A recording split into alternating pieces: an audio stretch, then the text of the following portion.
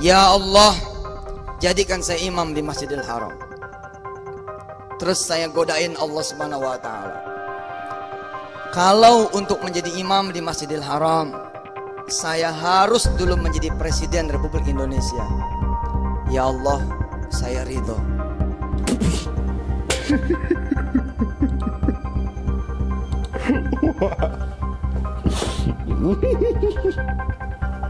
Teman-teman dengar sendiri kan?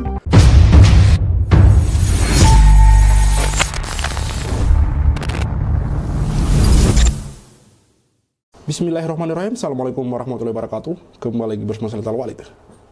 Video berikut yang akan kita rilis ini adalah, menurut saya ini adalah salah satu bukti bahwa Yusuf Mansur ini benar-benar gila kedudukan, teman-teman. Gila pujian, gila hormat, teman-teman.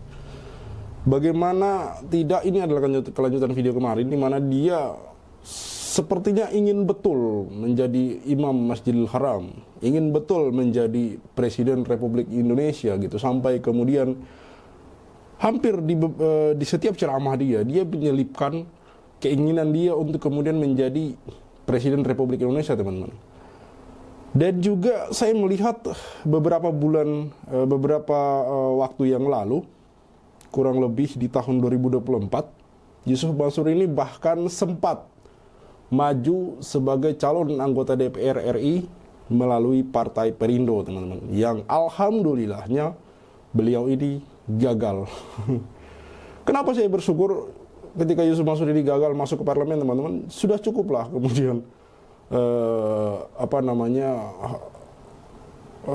hal-hal yang mengecewakan yang terjadi di parlemen sana gitu. Ditambah Yusuf Mansur, saya rasa akan lebih mengecewakan lagi gitu, karena orang-orang seperti Yusuf Mansur ini bagi saya besar kemungkinan untuk kemudian tidak mendengarkan aspirasi masyarakat gitu. Karena kenapa?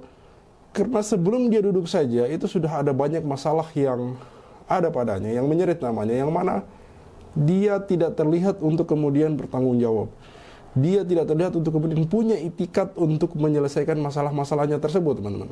Jangankan kemudian datang di pengadilan untuk kemudian menghadiri kasus-kasus yang menyeret namanya, sekedar menemui para korban saja tidak dia lakukan, teman-teman.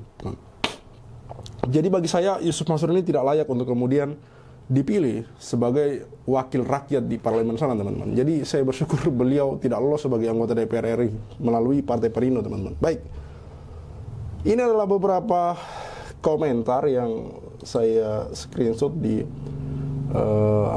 di media sosial. Orang begini cuma pintar dongeng, pintar main kata, pakai agama, ujung-ujungnya duit. Imam Ngibul, dulu alumni kampus mana ini ya? Boleh-boleh aja, ngayal bebas tat. Crazy. Ini videonya, teman-teman. Ya Allah, jadikan saya imam di Masjidil Haram. Terus saya godain Allah Subhanahu wa taala. Kalau untuk menjadi imam di Masjidil Haram, saya harus dulu menjadi Presiden Republik Indonesia. Ya Allah, saya ridho.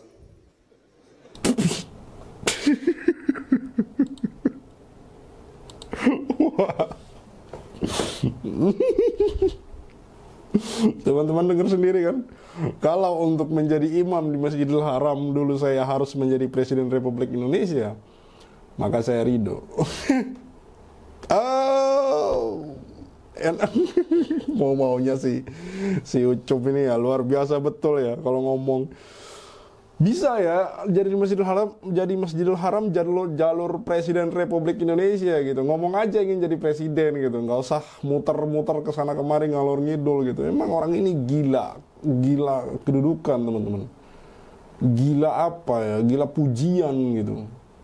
Sampai kemudian melakukan segala hal untuk kemudian tercapai tujuan yang tersebut gitu. Seperti yang saya katakan di video kemarin gitu, sampai kemudian Imam Masjidil Haram didoakan pingsan olehnya gitu. Saya tidak tahu ini bercanda atau apa, yang jelas ini tidak pantas dikatakan oleh seseorang yang katanya ustadz, seseorang yang katanya guru, seseorang yang katanya memiliki pesantren, kok bisa-bisanya gitu berkata sambil ketawa ketiwi, hahaha, katanya sedang sholat di belakang Imam Masjidil Haram, lalu kemudian karena dia ingin menjadi imam masjid, dia doakan Imam Masjidil Haram tersebut untuk kemudian pingsan agar dia segera menggantikannya. Luar biasa gitu. Dan ini di sini dia katakan gitu, kalau misalnya dia menjadi presiden itu adalah jalan menuju dia menjadi Imam Masjidil Haram, maka dia ridho. Apakah kemudian Yusuf Mansur mau menjadi imam masjid ketika kemudian dia sudah menjadi presiden? Bagi saya ini adalah omong kosong gitu, omong kosong.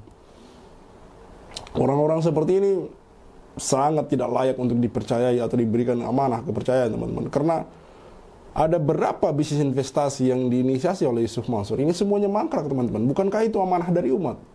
Bukankah itu kepercayaan dari umat gitu? Lalu melalui apa lagi kita mau beri Yusuf Mansur ini kepercayaan gitu? Kalau semua bisnis investasi yang didirikan olehnya ini mangkrak semua. Dan mangkraknya itu tidak alami menurut saya. Mangkraknya itu tidak natural tuh. Mangkraknya itu seolah-olah disengaja gitu, untuk kemudian dananya bisa diambil dan dialihkan ke bisnis lain gitu. Kan bisa saja kita berpikir dan bisa saja kita menduga dengan kuat bahwa mangkraknya bisnis investasi batu bara dengan duit yang mengendap di sana miliaran, bisa saja duit dari investasi batu bara yang miliaran tersebut dipergunakan untuk kemudian dia berinvestasi di warung stick and stick. Bisa kita berpikiran kayak begitu, teman-teman. Karena kok bisa gitu? Semua bisnis investasi yang dibangun dan didirikan oleh Yusuf Mansur ini mangkrak semua gitu. Bisnis-bisnis yang mana itu mengumpulkan dana umat gitu. Lalu beberapa waktu kemudian berakhir dengan ketidakjelasan gitu. Tapi Yusuf Mansur ini selalu punya uang gitu. Kan kita bisa berpikir dari situ, teman-teman. Itu doa saya. Menempatkan imam tetap di atas presiden. Menjadi wasilah saja buat saya, tidak menjadi tujuan. Kalau memang untuk menjadi imam di Masjidil Haram, ya, saya harus dulu, yakni min tariq siyasiyah, ya, min tariq al-ilmiyah, min tariq al-tijariyah, ada min tariq siyasiyah. Kalau kemudian saya menjadi raja, saya menjadi presiden, bayangan saya adalah saya akan kunjungan ke negaraan. Kira-kira luar biasa orang, luar biasa. Cara dia untuk kemudian memanipulasi pikiran kita, cara dia untuk mempengaruhi pikiran orang yang sedang dia ceramah, ya seperti itu, teman-teman. Dia menyelipkan keinginan dia untuk kemudian menjadi presiden gitu. Dan ini bukan sekali dua kali Yusuf Mansur ngomong gitu. Udah sering sekali Yusuf Mansur, baik dalam posisi dia bercanda, posisi dia berceramah, posisi dia diwawancarai, sering dia mengungkapkan keinginannya untuk menjadi presiden Republik Indonesia. Artinya orang ini memang gila gitu, gila jabatan gitu, gila kedudukan gitu, ingin betul menjadi pemimpin. Dan apakah kemudian orang-orang seperti ini akan baik menjadi pemimpin? Saya rasa tidak. Tidak. Dia akan menuruti semua kemauan-kemauan agar kemudian dia tetap aman berada di kursinya gitu.